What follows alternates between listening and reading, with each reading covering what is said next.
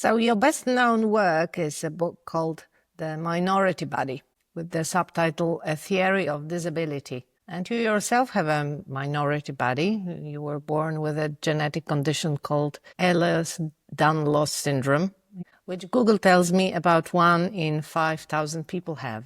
Can you tell us what that is? Sure, yeah. There are many different types of Ehlers-Danlos syndrome. The form that I have is just a variant in collagen that leads to collagen hyperelasticity. So what it has meant for me in my life is sort of on a long-standing basis, I have some orthopedic difficulties with joint stability. So I've had quite a lot of joint dislocations. And then I've also had problems with complications of tissue fragility. I bleed very easily. So I've had a couple of like hemorrhages, that kind of thing. Those tend to be the more serious aspects of it. My experience of that condition over time was what I would describe almost as punctuated equilibrium. So, I'd have periods of stability where it was just me managing joint stability and doing my physical therapy and all that kind of thing.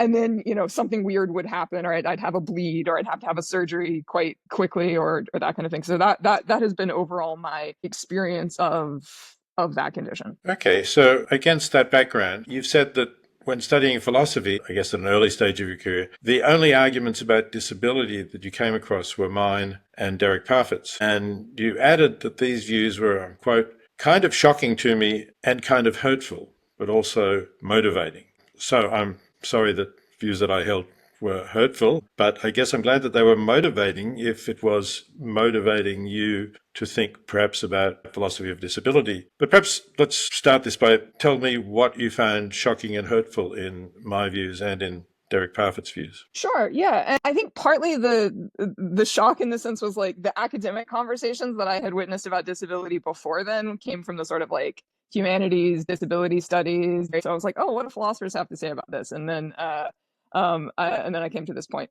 Well, Peter, I'm glad you brought this up because I'm sure your listenership cares more about what you think on this issue actually than what I think.